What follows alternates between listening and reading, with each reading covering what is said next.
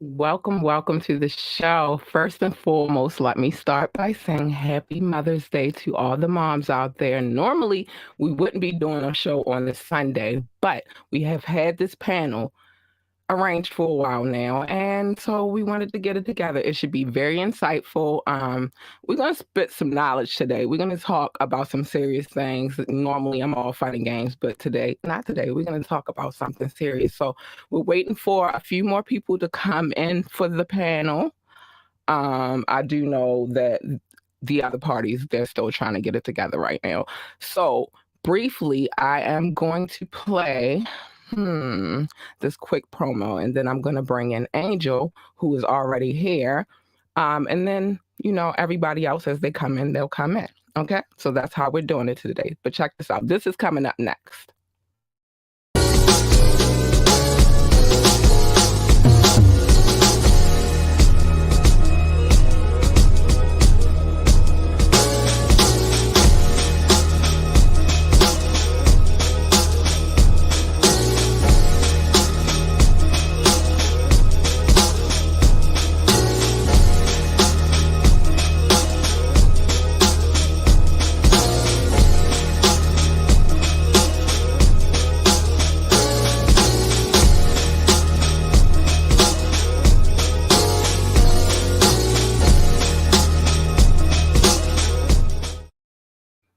All right, I'm back. So I'm going to bring in Angel, and we're going to get to know her really, really quick.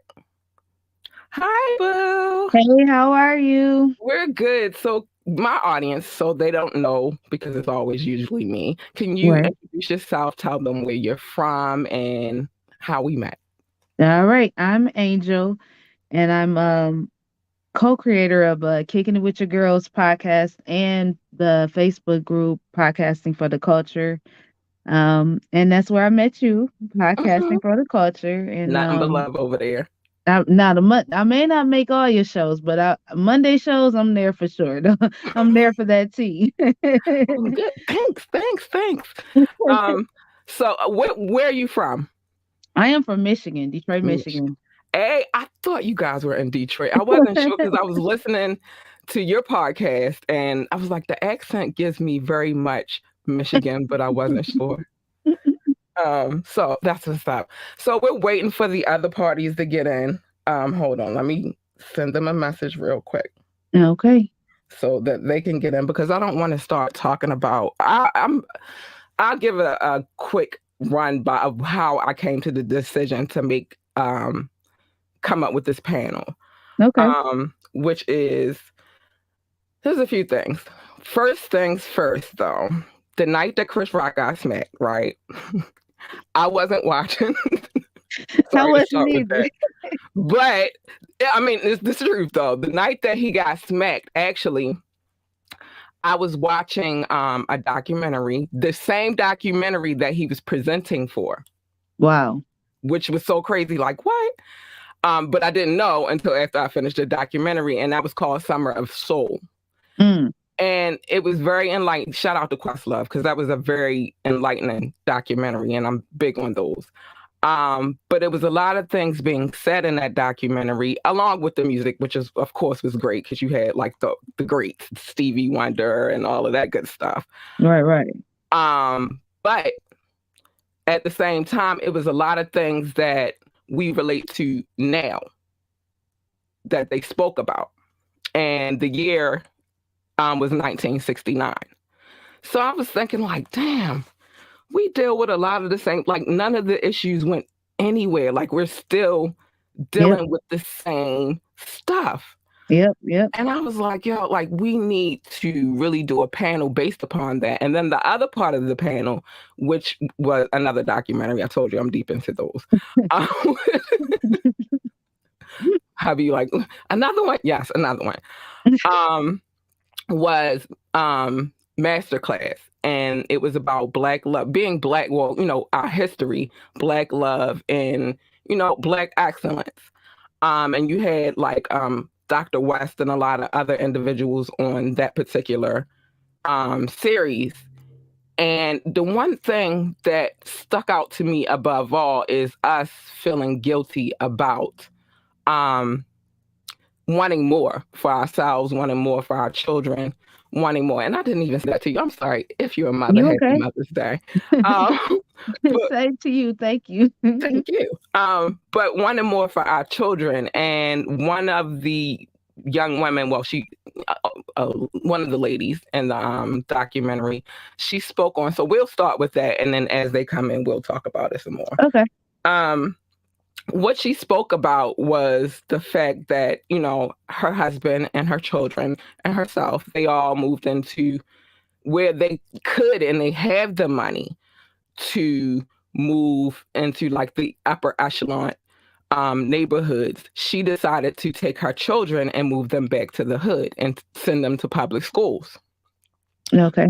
Um, and she said, although that was a choice for her and her children, basically that, you know, beforehand, before she made that decision, a lot of people were, down on her because she made that decision. But then there's also that essence of it's not okay for us to quote unquote become bougie Right. once we get to a certain level. What Right. is your intake on that? I wouldn't have done that because I mean, if I've worked hard to get to the point where I'm affluent, I'm gonna put my kids in a better environment. Why wouldn't I do that? It's the best advantage for them in their future. I mean, I understand maybe she was trying to keep them grounded or not make them feel like they're like they became bougie as you said. Hmm. But in reality, I mean, you could raise your children to be grounded without having to take away what you work hard to get them to, if that makes Right, sense. You know what right. I mean? So yeah, I wouldn't have made that choice.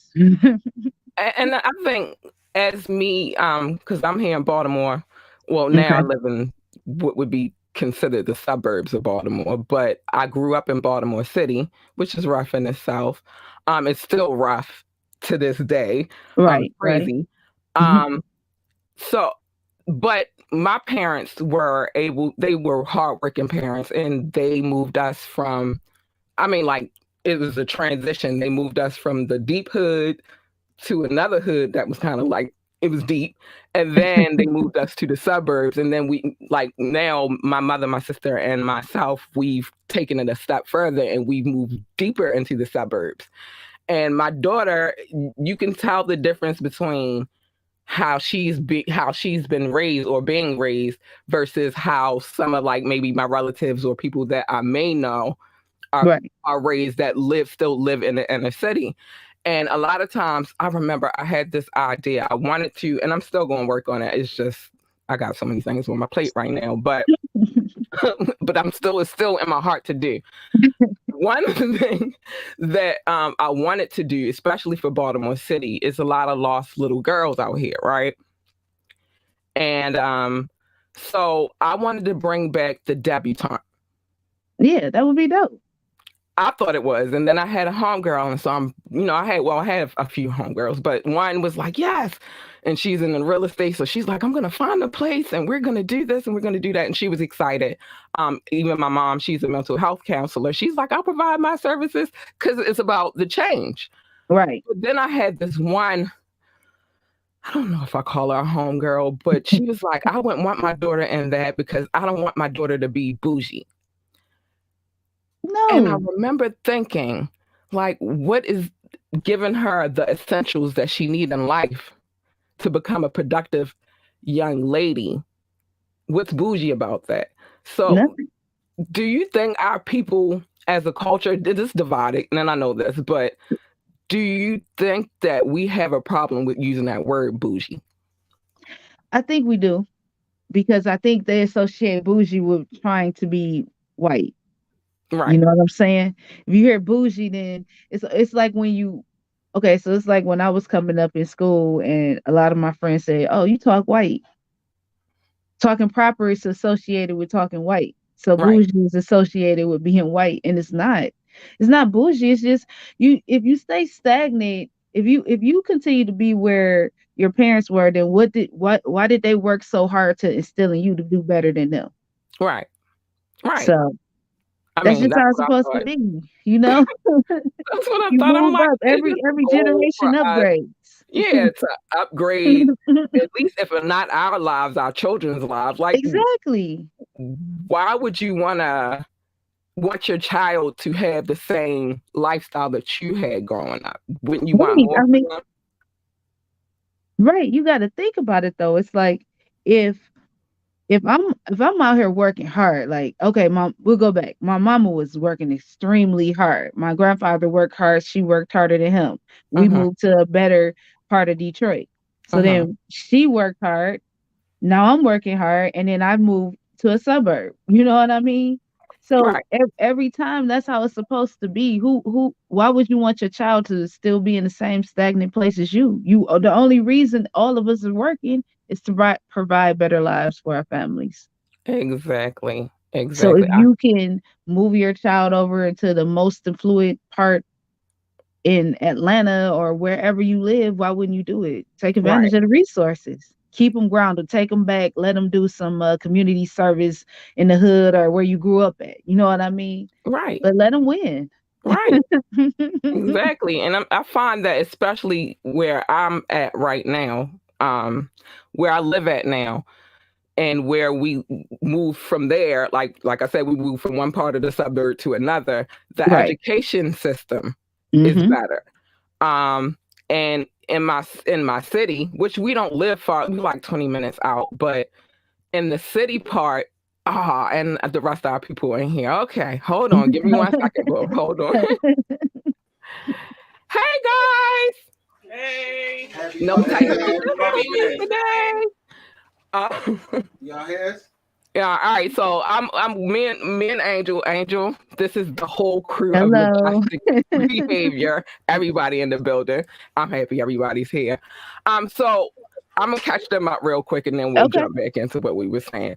So it's a few things. I started with the other aspect instead of this because I wanted you guys to be on the other part. But where we started off at was should we feel guilty about wanting more, even, I mean, for the most part, for our children? And happy Mother's Day if there's any mothers in the building. But the question, well, it was a couple of questions. Where did we go, Angel? We talked about bougie, Yep. the word bougie, and Hmm. how it's used in our society. Um, and like if you decide that you want a certain lifestyle or a certain aspect for your children, then you're considered bougie. And Angel made a very interesting point, which was like if you talk proper, then they say you're bougie or you're talking white. How do y'all feel about that? I wouldn't say that. I would just say that they was just raised differently. Like everybody don't want to see their children talking slang all the time, even Right, though sometimes it might be embedded in them because the neighborhoods they come from or like there's certain backgrounds. But I think they like I wouldn't say bougie. I would say they just learn better ways to talk and express themselves. right, Yeah, right. I think people have different exposures in life. Like I was raised, my grandmother was a teacher, Hmm. so I had different accesses to things, and I was more articulate as a child. That didn't mean I was bougie, I Right, just learned differently.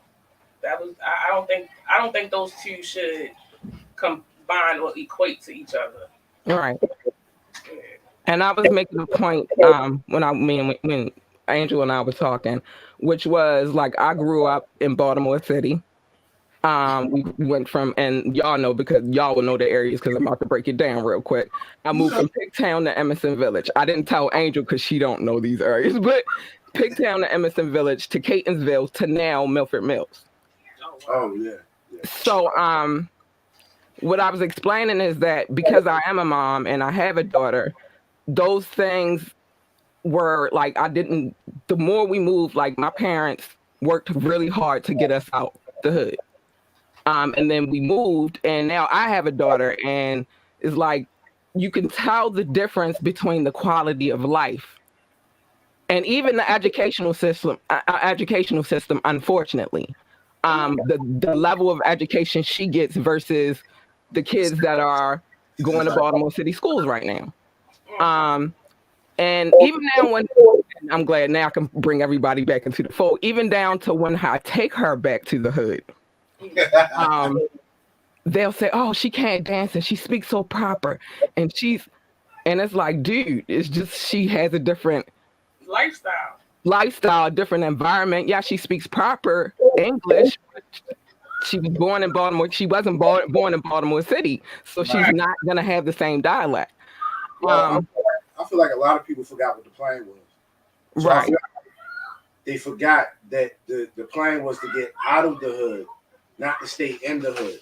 Right. The process of thinking renting is more important than owning is a problem.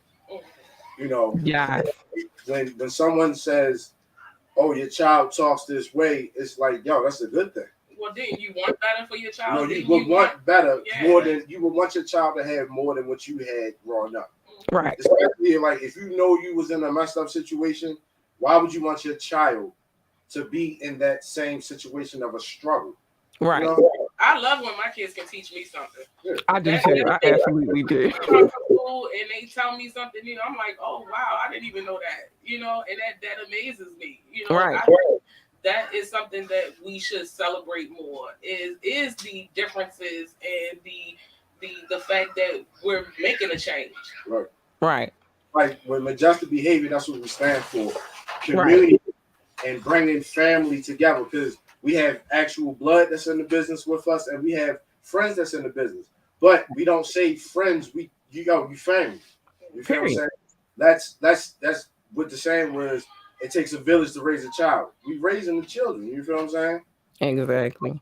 It's like how you say anything real quick? Oh no, I'm good. I'm listening because I was talking a little bit ago. We don't want to leave you out. Especially like our most important thing with our company, Majestic Behavior, that we are for the community and the children and everything else, and we have things that's coming up that we're going to give back to the community and stuff like that. You know, right? That's a beautiful thing. That's why I wanted you guys to step in, because I already knew how y'all felt about, bringing the community together. And I think that's the biggest part of this panel. Why I wanted to put it together is just like, how do we create change? So I got a question though for everybody. Don't all answer it at once. No, it's a joke. So do you feel like our fight is still the same? Because, let me break this down, because I already explained it to Angel, but I'm going to say it one more time because y'all just came in, which was the whole reason why I decided to do this panel was a couple things. And Angel, don't laugh again because I got to say it again, okay? The first thing was the night that Chris Rock got smacked by Will Smith. Just talk about it. Oh my God. Hold I ain't want to say it because I knew it was going to make everybody laugh. But listen, the night that he got smacked, I do not watch award ceremonies at all, right?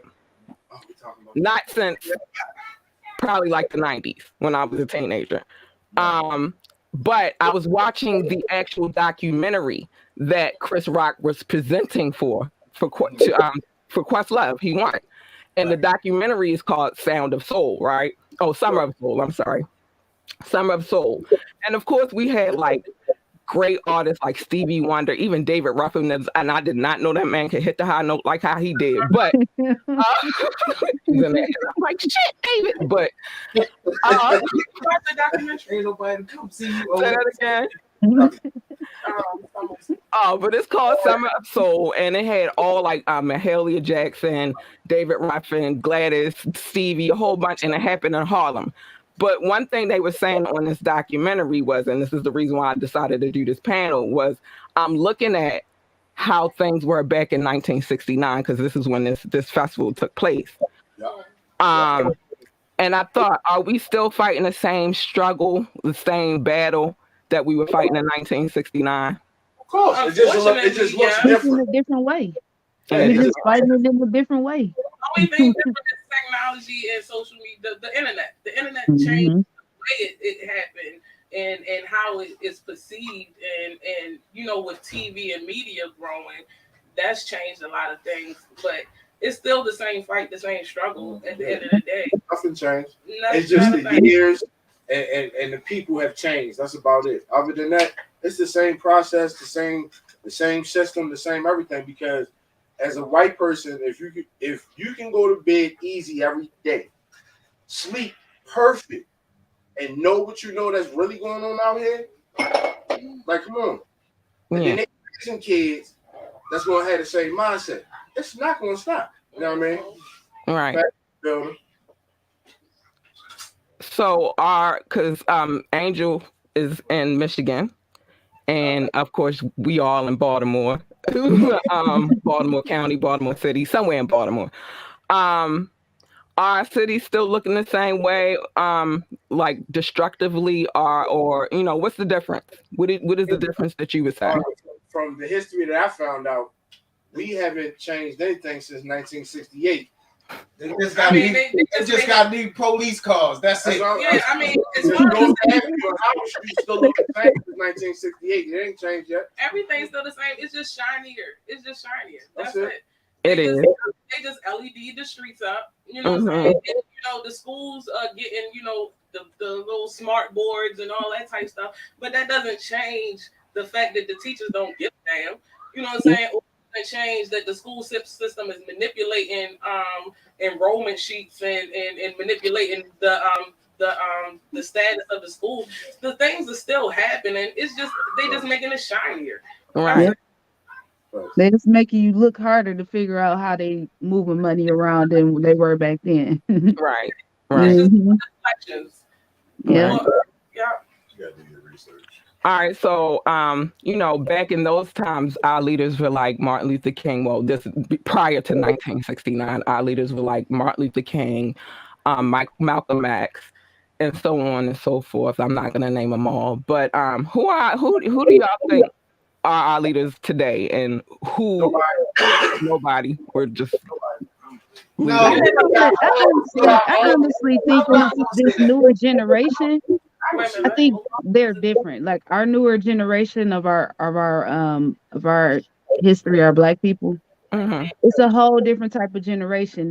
They go about change in a different way than they did in the past. That's just my opinion. I feel like they're going to get something done, but I agree with what everybody else saying. It's just shinier. Nothing's really changing. But I feel like this next generation is just fighting to be heard, because we've been fighting to be Black all this time. Every 5 minutes we fighting to be Black, which is something we shouldn't have to do. We're Black. We don't have a choice. Right. So, that feel like they're leaders, but it's more so they're opinionated Black people.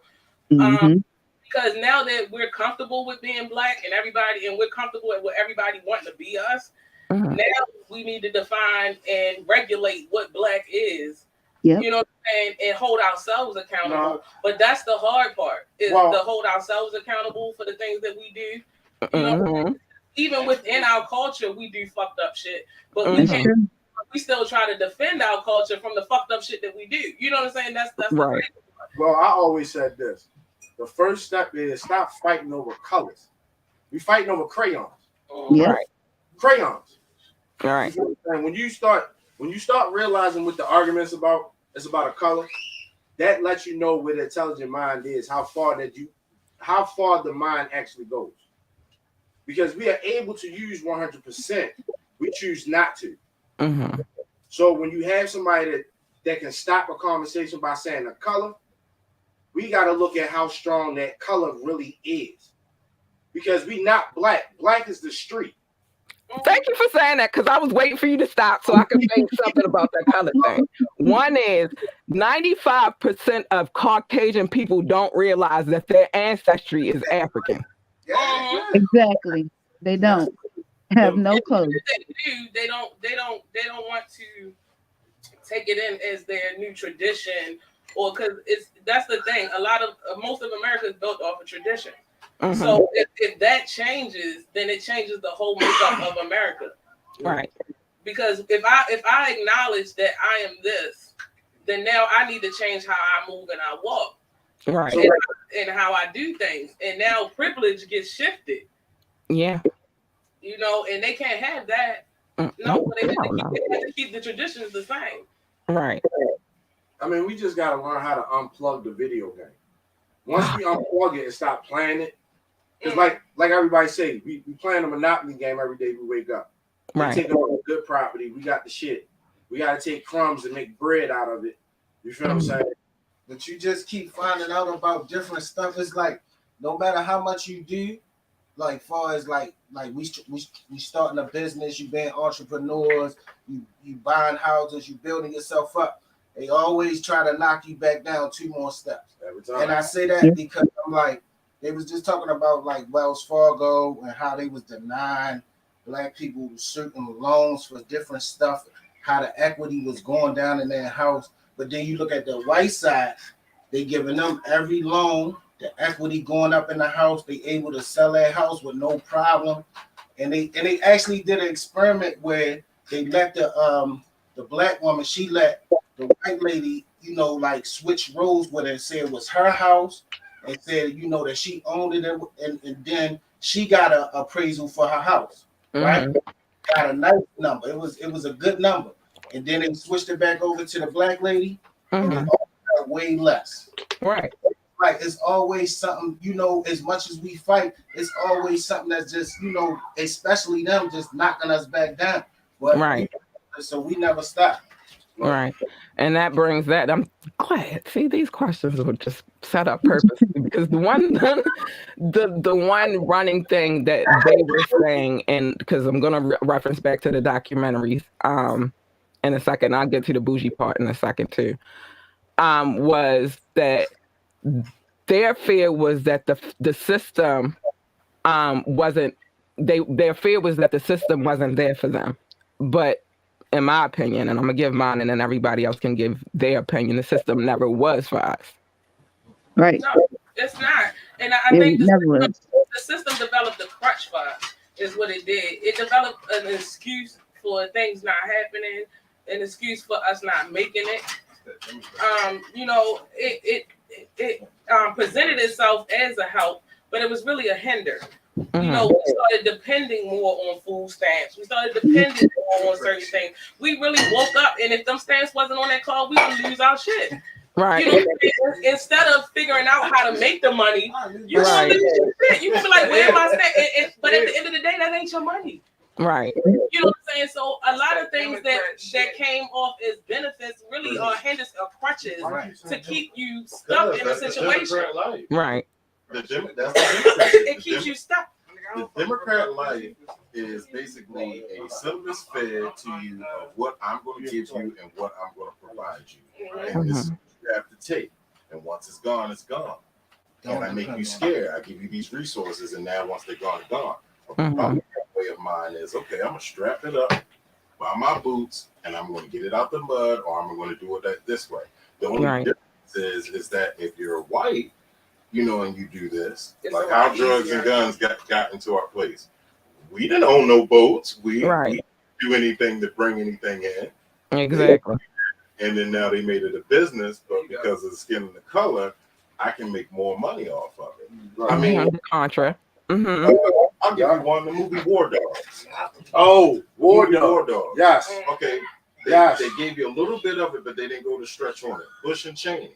Bush and Cheney got rich off of the guns and everything else. Yep. And then after they got caught doing that, but they got caught. The money didn't go anywhere. They just got caught.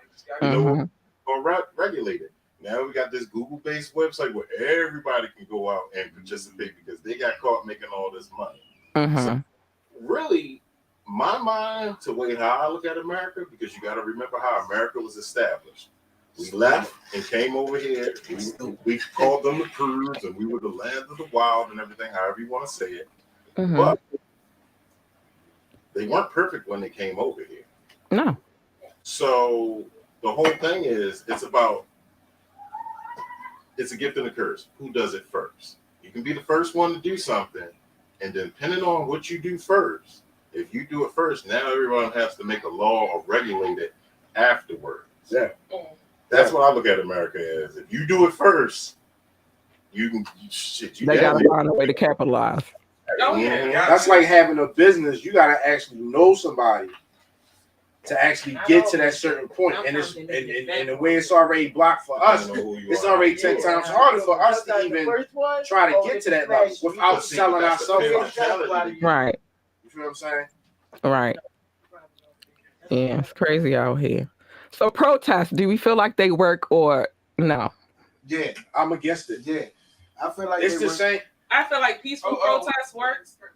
The volatile and the riots and all that's unnecessary. But peaceful protest, I feel like, does make a change to a certain extent. It's as long as it's targeted correctly.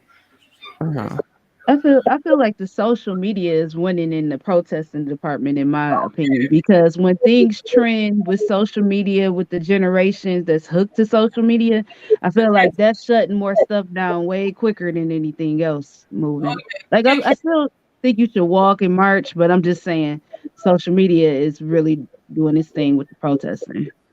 What I'm against it because we have been protesting since Tulsa. Actually, way before that, and I want to say 1886 was the first protest, and it was because the guys were getting paid under wage, and they started a protest. I forgot what town this was at, but when you start finding the research, people walking around like this, don't shoot, with picket signs on them. I found an old photo from 1920, 1919. So we've been doing the same playbook forever. When the internet came in, it's the trend, but that's not how our leaders would want us to actually physically move.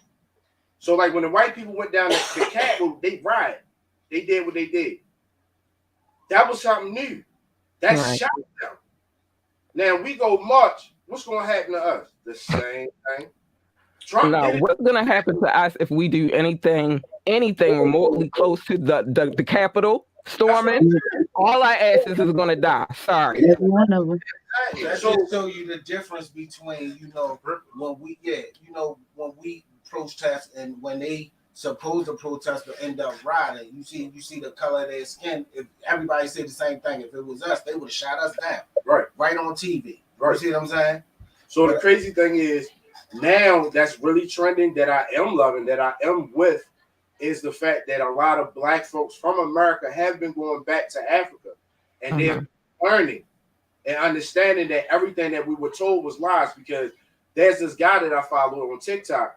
When he showed what it looked like, I swear in my mind, I thought it was like dirt ground and the struggle, what they going through. That's what they want us to think. No, it looked like here. Oh no, it's beautiful cities in Africa. That's what they want us to think. That's what they used to. Remember them commercials we used to see? With the kids with the flies on their heads and stuff. Yeah. But over there living good. You got certain areas just like over here that's ghetto, that's kind of poor, and then you got the upper scale, the middle scale, and so on and so forth. So it's like that the images that they give us, that's what we take and we run with it. Right. But I think the protest is definitely this working, because I feel like we saying something. We not slam back and just like, oh, we just gonna take it. They gonna shoot us down. They gonna beat us up in public. No, the protests are working, but it's at the same time it's like, well, to stop the protest, we gonna tell them it's COVID. But even though it was COVID, they still was protesting. So it just shows you how strong we are in numbers.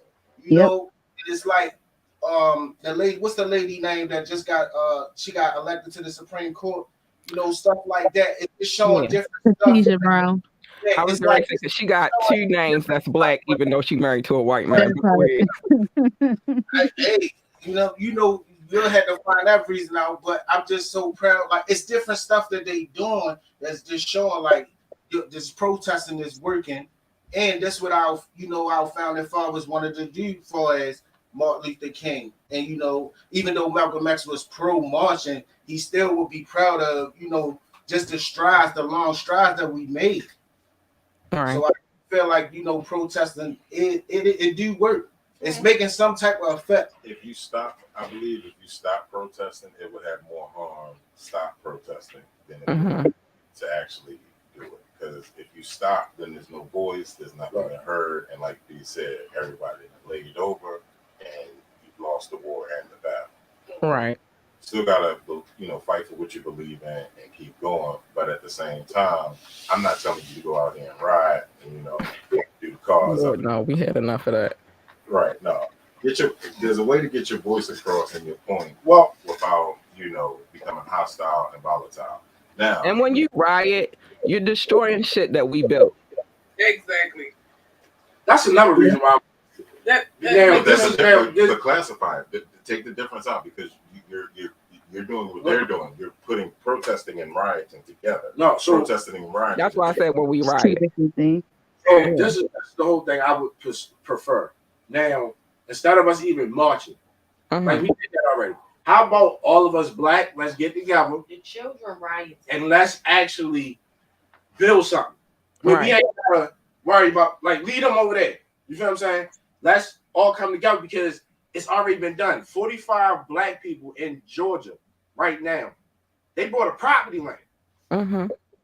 They putting houses on it. They just made their own gated community. So, I mean, forget the market. Let's do this. Because one way or another, you're going to buy or come mess with us anyway. You're right. You feel what I'm saying?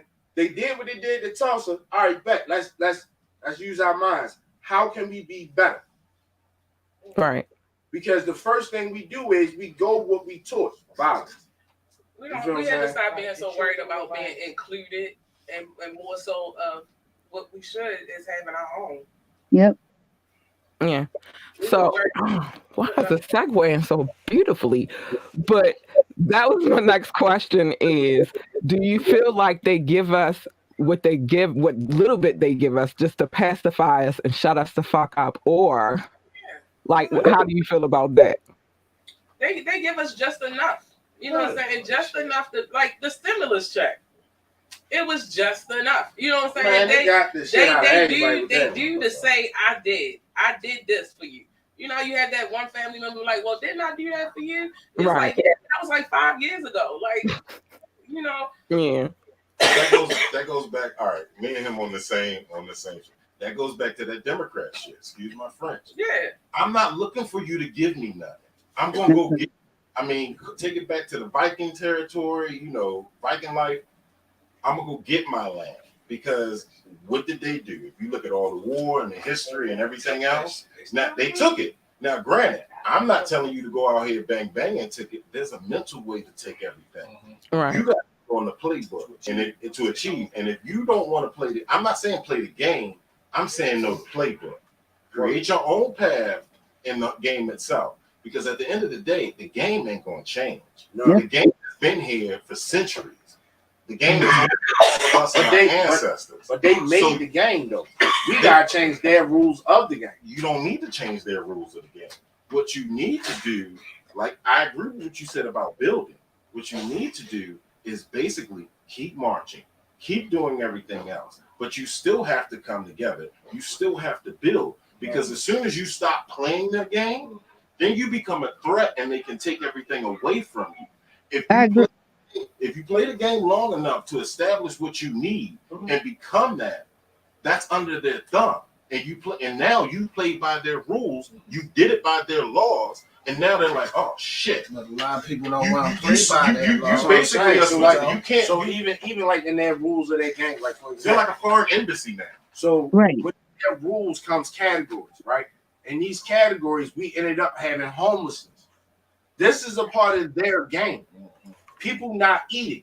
We live on a planet on this ground where all we got to do is throw a seed in the ground and your fruit, you will have something to eat. Yeah. Explain to me how we are still playing the game. We got people outside that don't have nowhere to live. They don't have nothing to eat. And now it transitioned over to the point where they got the children with them. So now you're seeing the babies on the corner eating a muffin, and that was their first meal of the day. And here it is at 3:00. So what game are we playing that we are possibly to win? Because we got homelessness. We got abandoned buildings that's been up for over 10 years. And matter of fact, in Baltimore, we can go down the block or even name a block where it has vacants that's been like that since the 90s. Just like a pothole that's been stored on the same street of like North Avenue, Marlboro. Downtown. Like, come on. Like, yo, dumb shit's been there for over 15 years. You know how to move your car before you hit the pothole. Right. So all of it's a goddamn game. Like even like with the mayor we had, the government system we had. Come on, yo. How y'all still playing out the same books when we in 2000? Mm-hmm. You feel what I'm saying? They feeding their families. Maryland got the highest tax bracket here. Hold up. Matter of fact, let's go back to the history. One of the richest states in the United States. Texas was only supposed to be around for the 1 year due to the war. What happened? It stayed forever. So now we go to work, we pay the tax. Wait a minute, hold up. I know anybody that got kids, every single day they getting something from the school trips, uniforms. They need money for this, money for that. Now I started realizing 5 years ago, parents are at work more than they are at home. And I'm glad you said that because let me give you 2 points real quick. One is I say all the time that my daughter goes to a private public school because that's how much they ask me for. 2, when it comes down to the teachers calling home and, oh, well, why is this child doing this and why is this child doing? They spend more time with you than they get to spend with me. Exactly. So you tell me. So yeah, exactly. Then you tell me what the fuck is going on because she not home with me all day. She in there with you. I get her for a couple of hours and it's time for bed and we doing this shit all over again. Right. Like for example, Baltimore City public school system has been the same way since any and everybody in this room right now has went to Baltimore City public school system. It's the same system. And they just keep placing blame on each other. Oh, it's the school. Oh, you need to know what's going on. The parents need to know what's going on with the kids. Everything's a chain of effect like that. I came, I saw, and I went. I didn't stay in the Baltimore City. Yeah, I'm not gonna lie. I went through, and this is what I tell everybody. I went through elementary, middle, and high school through Baltimore City School. I went to George Washington 22. I went to Diggs Johnson, and then I went to Southwestern, which I call pre-prison. Yeah. Real shit. Real shit. I said it there too. It's pre-prison. I tell everybody, middle school was pre-juvenile detention, and high school was pre-prison for me.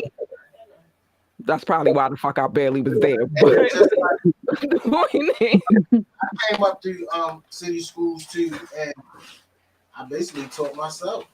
Basically. We went to Northwestern. We was in Northwestern in 95. If you know what 95 used to look like in Baltimore City, what? I was in Southwestern in 95. I absolutely know what it looks like. Baltimore City schools and I'm okay. No, this is the thing that I tell people too. Anything that I've learned over the years has been self-taught, and I didn't learn until I went to college. And I did not get a high school diploma. I got a GED, and then I went to college. I'm military. So to let you know, to give you, and I'm a big history buff, but that's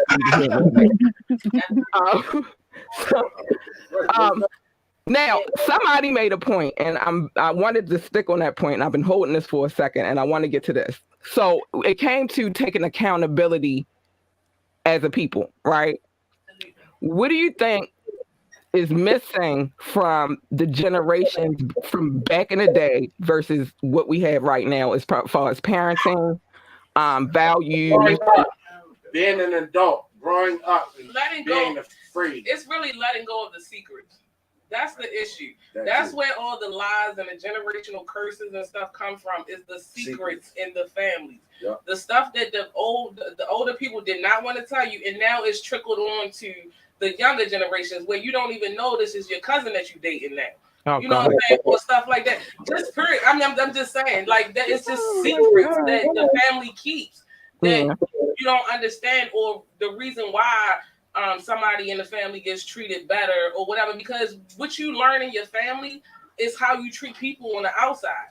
So if I learned that if you got this or you got that, you get treated better, then I'm gonna, when I go outside, I'm gonna gravitate to people that got stuff, right?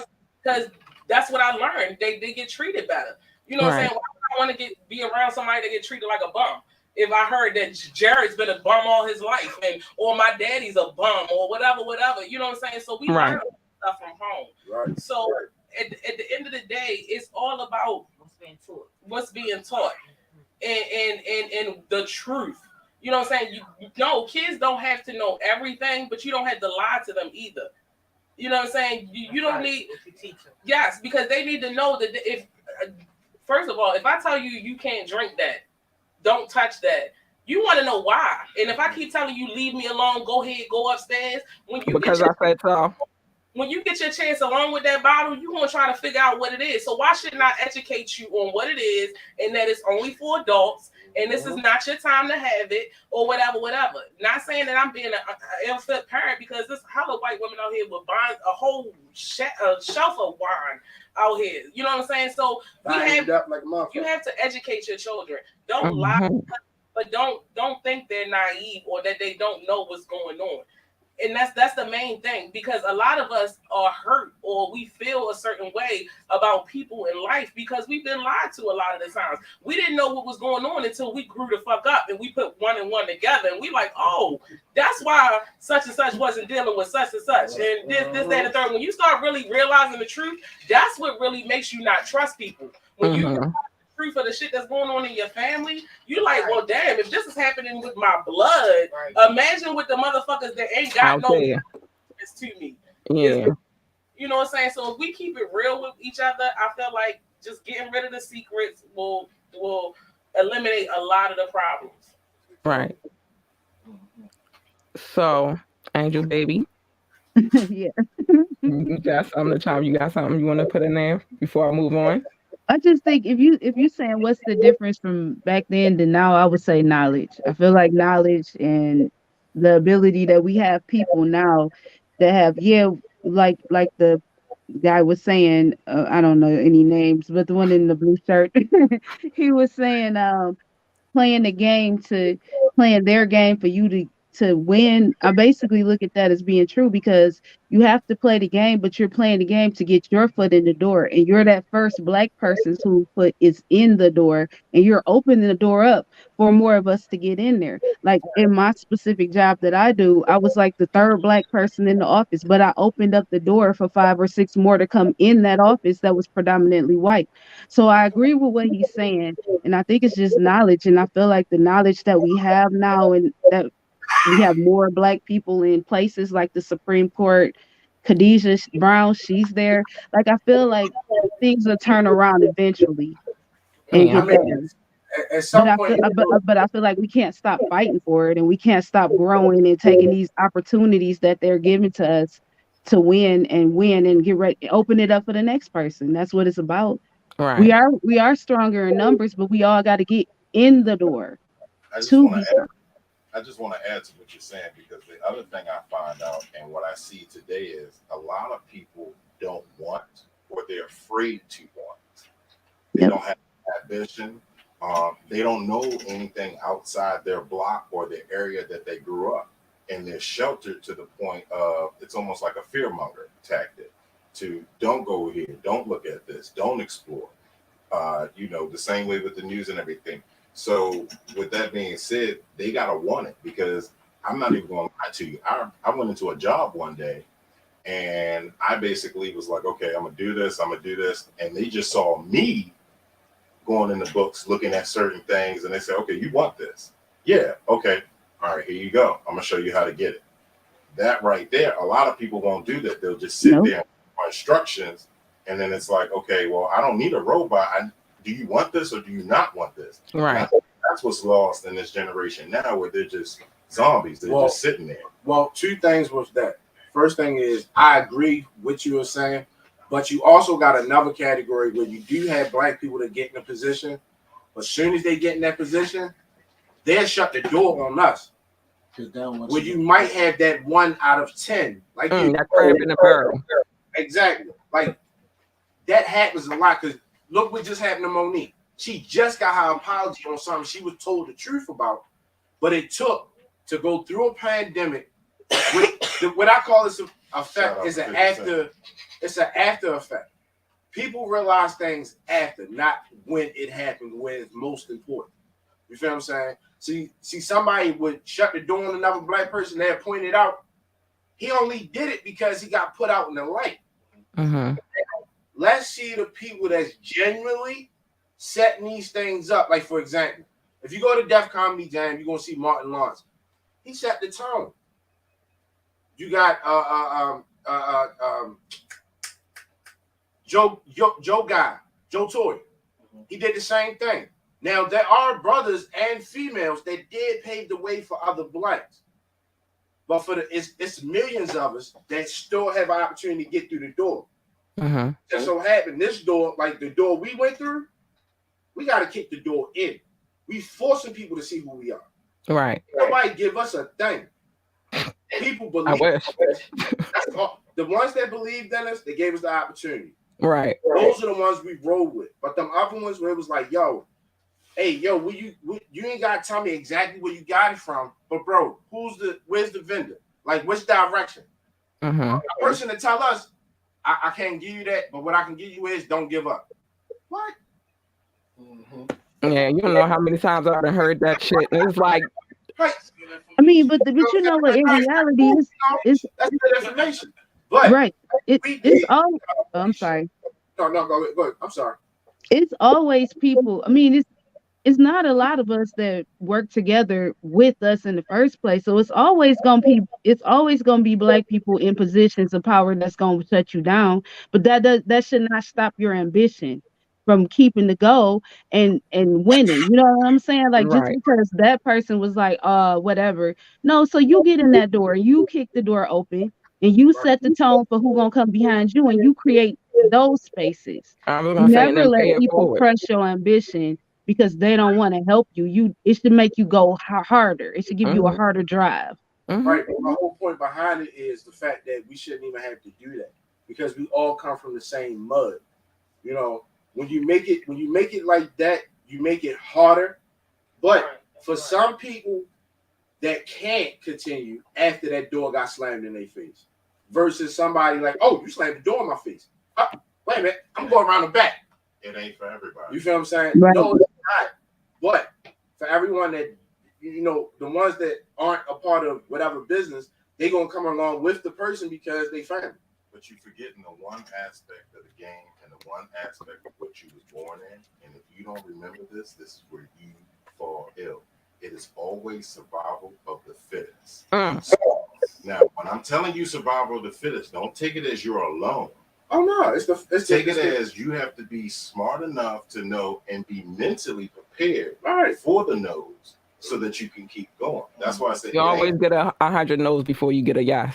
Yeah. Like, shout out to my brother because he told me this when we were in the 9th grade, and I'll give it to you. He said this: I'm sitting there, with my girl, and I'm sitting there, I'm shy as shit, and I'm like, oh shit, here she comes, da da da. I can speak to her on any other thing, and he told me something. He's like, what's the worst you can say? No, you move on. And I took that aspect to everything else in life. What you could say, all right, let me keep going, find another door, boom, boom, boom. You can't tell me no, and I'm going to shut down. Right. There's another door. Yeah. So, like I said, it ain't for everybody. And you trying to survive, or you trying to be a millionaire? Right. Yeah. I'm not at the point of trying to survive anymore. I am actually living because when you're surviving, you're like, don't take. You're always in the survival of the fittest. But I'm playing the game to switch it up to make my path. So I'm just telling you what I'm doing. So for me, I'm gonna switch it up. Okay, yes, I'm at the point where I'm in my life where I done been through a lot of turmoil. I done seen it. I am a mixed child. I get hate from both sides. Damned if you do, you damned if you don't. Right. I'm the fucking prodigal son out this motherfucker. But at the end of the day, and this was gonna kill you. That's why I like when y'all get in the building, because somewhere I'm gonna laugh. But anyway. All I'm saying is, it's at the point where you have to switch gears. If you don't know how to switch gears, you're gonna be that stuck transmission on the side. But what I mean is sharing between brothers, right? That's what we were speaking about on the topic of being able to, when a brother shut you down, or higher authority shut the door on you, or trying harder to still push through that door to get where you're trying to get to. What I'm asking is, if you're in a survival mode always, right? Always. If you're trying to be a millionaire, you're just trying to be a civilian in order to feed your family. Because a lot of times I keep hearing now that in order to be completely successful and to have what we need to have, you gotta be selfish. No, You gotta why build the nest. it's okay. It's To be okay. able to feed your family. So, if I put everybody on what I'm trying to eat with or what I'm trying to do before I get my burns in and I build my foundation, how I'm gonna be Well, able to this is feed the thing. I think but see, people that's get where you- selfishness and necessity confused. You have to pay you first. right. Everybody else can get paid. I love Right. So you, at the end of the day, in order to be successful, you have to keep being continuous. You have to keep showing the people that either you're elevating or you have the same thing going on. You're consistent. So the only way that can happen is as long as you take care of you first. It's not being selfish. It's doing what's necessary. And I also think to that point, also real quick, is this. Where we lack a lot of times is we thinking about ourselves, but you can't teach generational wealth by only thinking about yourselves. Mm-hmm. That's the funny thing about it. If you go back to the if you go back to the 1960s, the matter of fact, 50s, 60s, and partial of the 70s, Soul Brother, stuff like that. Yo, they was passing knowledge on. It wasn't about the dollar. Mm-hmm. It was about getting you, me, and who else with us. Let's do this. You feel what I'm saying? We're not heard first. That's part of that generational wealth. Right. So, like, for example, right? Heard about the dollar. Like, if you haven't built up you were never heard without the dollar. Right, the dollar was the main thing. So to me, I understand the concept of not, you know what I'm saying, like that money is not everything. But I have to live in reality to understand that if I'm listening to a millionaire, I'm listening to a man that put himself in position to be able to feed his family and everybody else because he decided to take, listen, and it sounds selfish, but to take everybody's money. The white man's money, the black man's money, the Hispanic man's money, the overseas money, whatever kind of money that he could be able to touch, that's what he brought to himself to be able to get on this platform, to be able to tell people this is how he became who he was. Now, you know what I'm saying? Like I understand the brothership in the business and everything, but I'm just trying to figure out what are we doing? You know what I'm saying? Like we trying to be a people. We trying to love one another, but within ourselves, we tearing each other down. So we want to build each other up and say we together, but we really don't stand behind our businesses and stand behind our people the way that we stand behind these liquor stores and we stand behind the mall. You know what I'm saying? The things that are already positioned for us to go and get and have to look a certain way or be a certain way. So what we taught and the generation that's coming up behind us, that's what we had. You know what I'm saying? Like for real, because they are the ones that we got to teach and we got to really be able. What we've been taught is to live in this, what we have, and to be simple and to survive. You know what I'm saying? Like as long as we doing that, most of the time we're okay. You know what I'm saying? For real, but it's other people and other lifestyles that live in different genres and live in different ways, absolutely. You know, and I don't take nothing from that. But the children are the most important thing. Right. And I like, wait a minute, because I want to take it from there because that's part of, I love y'all. Y'all great. Part of what my next question was, how do we as the older generation teach those things to the younger generations? Because they all over the place right now, especially in Baltimore City.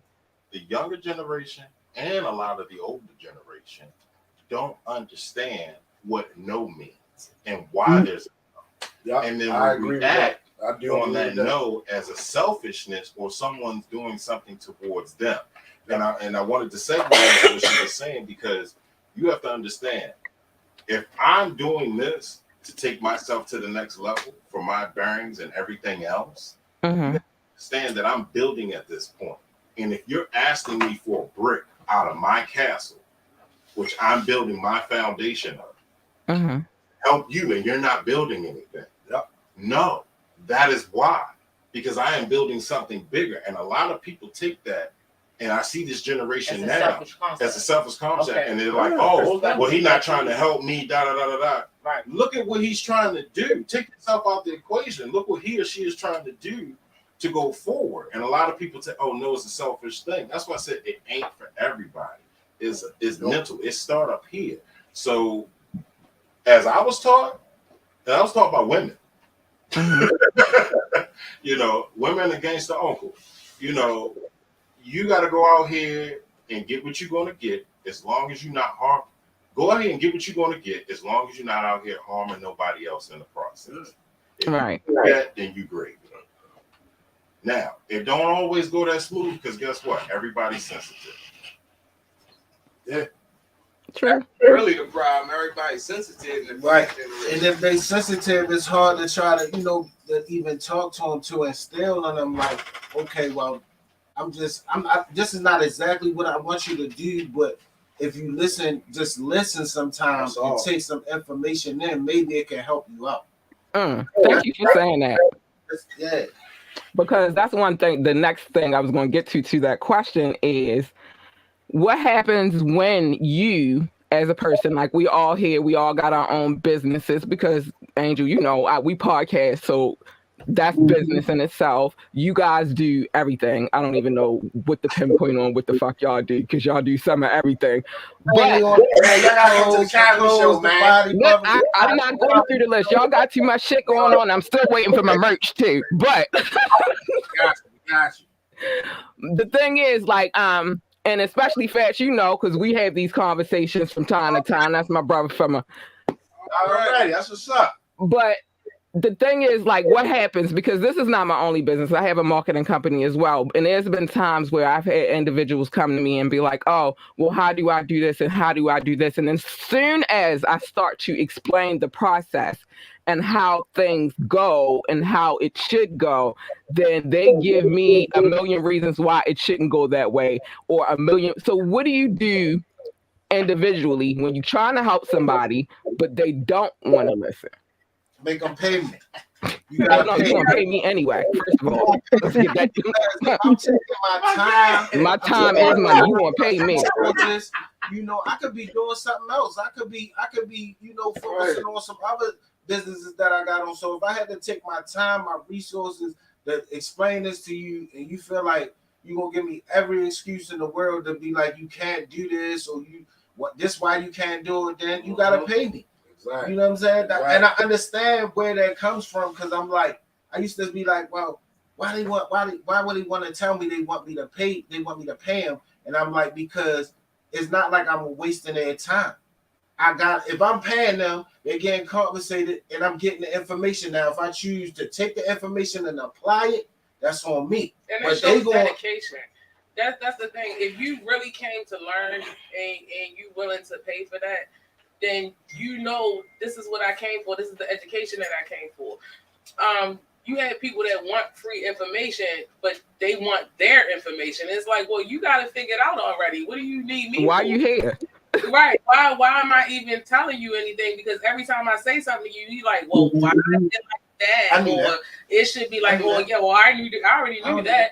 And it's like, okay, so what are we doing? You know what I'm saying? It's a lot of wasted time. So when you charge somebody, you know what I'm saying? It's like, okay, well, they're serious about what they want to learn. They know they coming for this. Yep. And then it also puts accountability on me, because now I'm not going to half-ass you. I'm giving you exactly what you need to know. And that's that. You know what I'm saying? We want to get what we need out of the situation. Yeah, some people need reassurance. But if you genuine, if you a genuine person, and I already can see that, and you might not have the money, I'm going to sit there with you and explain it to you. And tell you what you know what to do, or what steps I took so you wouldn't make that mistake. But I'm not going to charge that person, because I know they're genuinely interested and they trying to just change their life or do something better with their life. Right. Okay.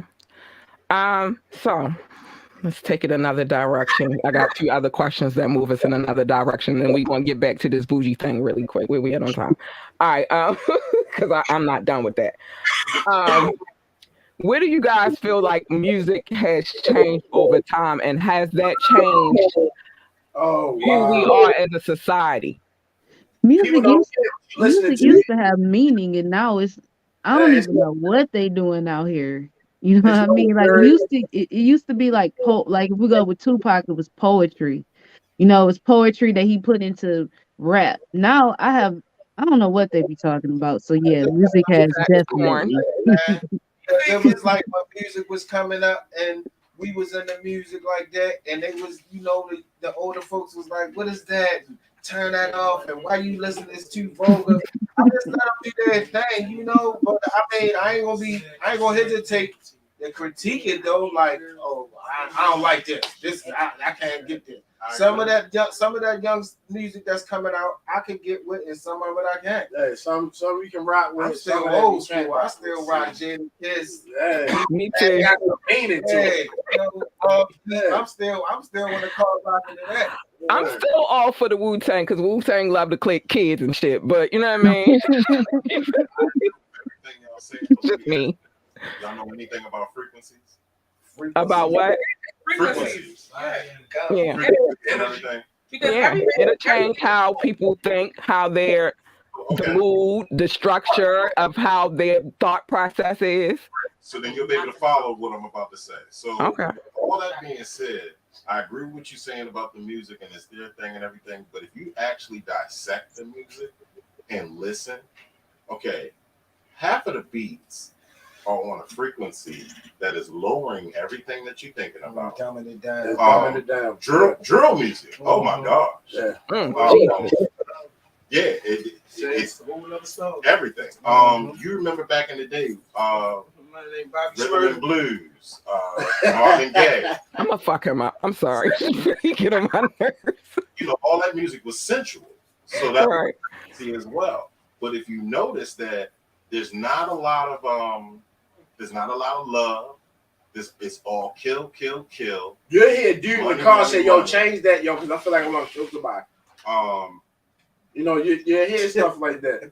Yeah, the frequency has changed. Like even back in the day when you was in the club and like when certain songs came on, niggas was ready to fight. Matter of fact, Juicy J. used to rap the sides. Remember? Yeah, Juicy J, 3-6, anything 3-6 Mafia.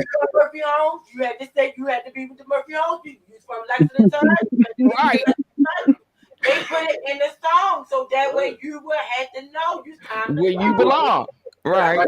Jay did it. I think music goes along with the times. Like music goes along just like how social media and everything. The more that's being exposed, the more that we have access to. It's the same thing with the music. Now that we see so much more and we hear so much more, now you have gay rappers, you have this, you have all of this going on. You know what I'm saying? So it's really about how much my LGBTQ community. Yeah. So go ahead. It's really about access and your own preference. Go Dave Chappelle. We're trying to be serious, y'all. Come on. Damn it. Shout them out. Everybody has a right to be who they are now. So you have a right to listen to what you want to listen to. Mm-hmm. And so I mean, at the end of the day, it's about staying in your lane. Like, this is your music, this is your people, this is your tribe. Then stick with that, because if you go outside of it, you're not gonna like what you hear. No. Yeah. You know what I'm saying? So it's just as simple as that. Like he said, the frequencies, whatever your wavelength is, stay on that wavelength, because obviously you're not gonna be able to compute what's going on over here with these young kids and all that Xannies and bars and all that other crazy shit. I can't understand that. I don't know what's going on. So I need to stay in my lane to what I know, weed and liquor. You know what I'm saying? This is what I know. I don't know stuff. So that's not my frequency. Listen, I feel like I need a whole dictionary to understand what's going on. Like, what does that mean? What is this? I don't understand. I don't equate, but you know, that's life. So check this out though. I'm gonna give you a movie to watch. It's called Frequency, not the one with Dennis Quaid. Okay. They're over there in the UK, and it's about a girl, and they give you up and down about all the frequencies. Watch that joint. You're gonna trip out. You're gonna love it. All right, I'm gonna check it out. Not the one with Dennis Quaid. That's the wrong one. All right, I'm not gonna watch that one. I think this is gonna be the last one, and then I'm gonna let everybody go, and then I'm gonna go ahead and do my closing remarks. This was definitely a dope panel. I enjoyed every bit of it. What does being black mean to you? Ooh, yeah, you had to Everything. Being a god. Dang, why you Okay. Queen and a king. This being a god. That's it. Being a god. Just beginning of life. Knowing on yourself, knowing what black means to you. Alien in my own nation. It's so much to go with that. Responsibility. Okay. I feel like it's a big responsibility. Building well, it's so much who we are because of who we know, who we are now. We have to live up to that. To a certain extent, I feel. You know what I'm saying? None of us are actually. I don't feel like in this day and age, none of us are actually going to be a king and a queen. But to actually live up to the expectations or the social, I'm sorry, I don't know what to say. What Kanye say? Being a god. Yeah, but you know what I'm saying? Knowing all of those things now that we were at the beginning of life and all of that stuff, realizing all of those things, it really puts a level of responsibility on you. And it's like, okay, when I go out, I need to be a conduct myself a certain way. Yeah, and it's not being fake or phony. It's really being who you are inside. Why is it a problem? I say this all the time. White people will sit around and brag about how many boats, how many houses they have, this, that, and the third, whatever. And we can't sit down as African Americans or black or brown people and even acknowledge our own natural talents. That we're funny, or we're this, or we can sing, or we can do. We can't sit around and even acknowledge our own natural talents.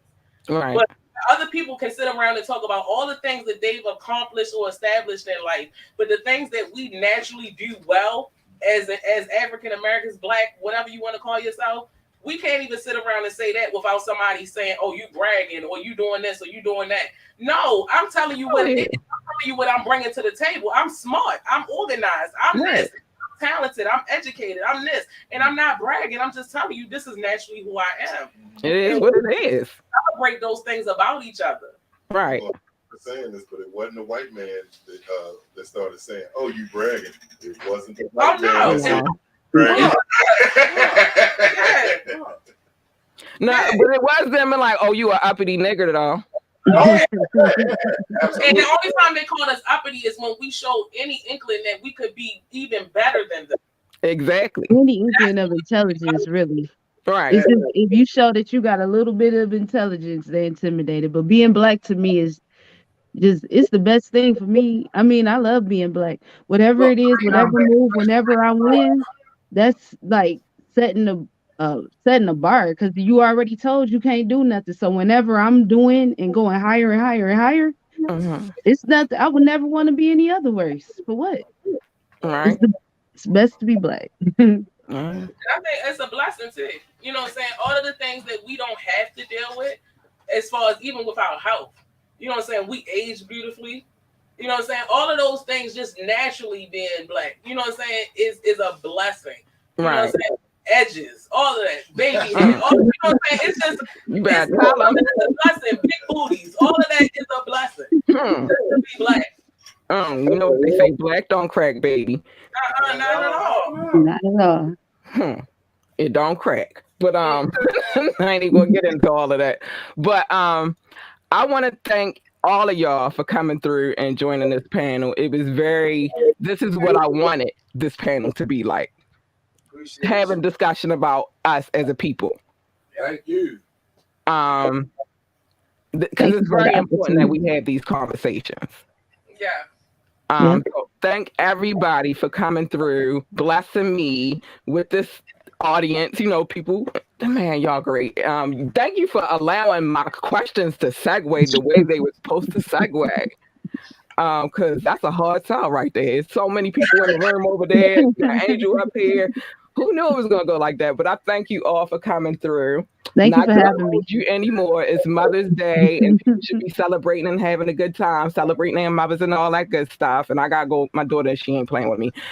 She woke me up. Thank you so much. Yeah, happy birthday, ladies. But she ain't playing with me. She like, Ma, hurry up. So I'm going to close the show out. Thank y'all for coming through. I hope y'all come through again anytime. You're welcome. Let us know. I got you. I'm going to hold it down. And I'm still waiting for my merch. I ain't playing. I want to wear it on the show and be like, look what I got. And y'all don't got it. How about it? But anyway, thanks y'all for coming through. Thank you. You got that body butter coming towards you too. I want that too. I want it all. I want it all. I want it. Listen, I was looking at some of the stuff y'all be posting the other day, and I was getting jealous. Like, well, where the fuck is mine? Oh shit! Yeah, I was in my whole bed. Like, wait a minute, y'all got crop tops and stuff, and like, listen, for this 42-year-old body, I'm doing it. I want to represent. Got you. All right, y'all. So I'm gonna let y'all go, and I'm going to close the show. Thank you for coming through.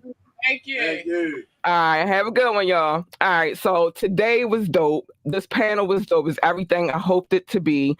We had great conversations. Thanks, Pinky. It was a great conversation, and as a community, it's very hard for us. So, it's from entrepreneurs, different types of entrepreneurs. It was great to have a conversation about how we can be better as people and, what we shouldn't be out here looking for. So it was a great situation. But I got to let y'all go because it is Mother's Day and I'm a mommy. I'm going to say what I always say at the end of these pieces is this: mind your fucking business, because everybody's business is not your business, and it's the safest way to live life is mind your business. Come back on Mondays, and then we'll mind people's business together. Love on them babies. They need that love right about now. They need that love more than anything in this world. Tell them how great they are, how amazing they are, how wonderful they are, and make sure you tap into the intellectual side as well. And last but not least, and people said it in the show, which is stay in your lane. Your lane is over here, mine is over here. You know what happens when you cross lanes? Head-on collision, and that's never good. So, maybe not head-on, but it's a collision coming. So just stay in your lane. And with that being said, thank you for tuning into this show. I love you guys. Please make sure you come back on Monday for Media Monday. We're going to be here with it. Yeah, I'm talking a lot this week. We're going to be here with it, talking, giving out the tea and all of that good stuff. And with that being said, bye, y'all.